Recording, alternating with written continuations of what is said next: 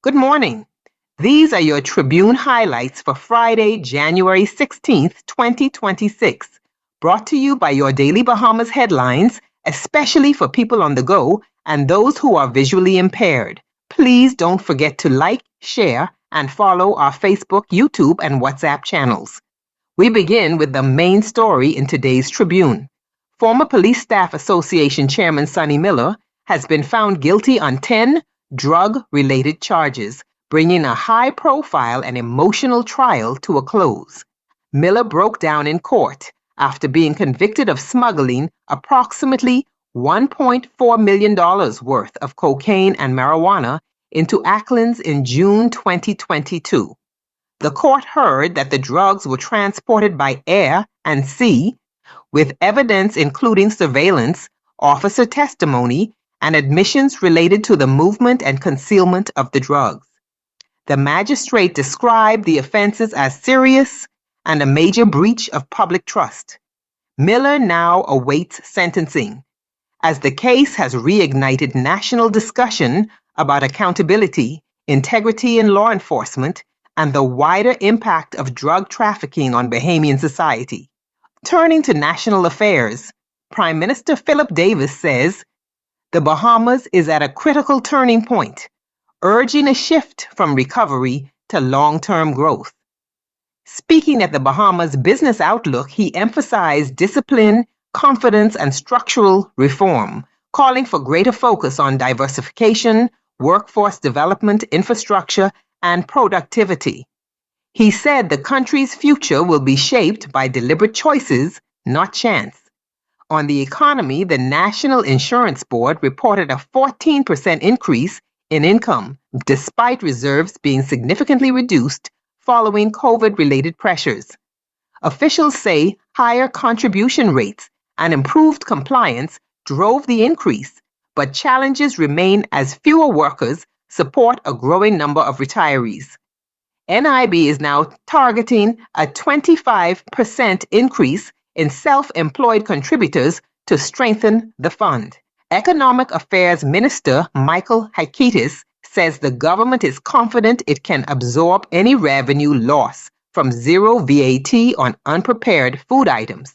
He said improved public finances make the policy manageable, while stressing that increasing local food production is essential to reducing the cost of living and reliance on imports.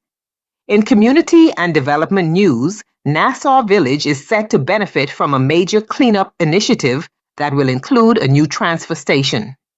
Environmental officials say the effort will help curb illegal dumping, manage bulk waste, and restore dignity and order to the community. In business and labor news, the Tribune reports that health insurance benefits are becoming a key factor in attracting and retaining skilled workers across the Bahamas. Government officials are also preparing for the early 2026 launch of a digital immigration card aimed at modernizing border management.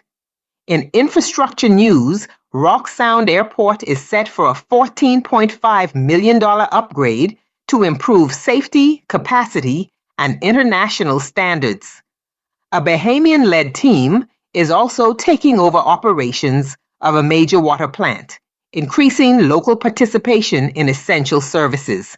Speaking locally, U.S. Ambassador Herschel Walker described the Bahamas as a valued partner, highlighting potential investment from the space industry and reaffirming strong bilateral ties that extend beyond tourism. In community news, Friends of the Public Hospitals Authority donated $10,000 to Sandylands Rehabilitation Center to renovate its children's library. The Prime Minister and Governor General also paid respects to the late Dr. Franklin Joaquin, honoring his contribution to national life. Now to today's editorial. The Tribune's editorial argues that shantytown landlords must be held accountable, not just tenants. It says too much focus has been placed on residents while those who profit from illegal and unsafe housing often escape scrutiny. The editorial calls for stronger enforcement, responsibility from property owners, and a more balanced approach to addressing informal settlements, and finally, from the letters to the editor. Several writers raised concerns about unregulated development and illegal dumping, including in Yamacraw, calling for stronger enforcement and better planning. Other letters reflect on governance, national development, and the need for fair and consistent policies. That's a look at your Tribune highlights for today. Remember, staying informed helps us understand not just what is happening, but why it matters. Please be sure to purchase a copy of the Tribune or visit the Tribune's website to read the full articles and additional stories in today's edition. Enjoy your day, be blessed, and be a blessing.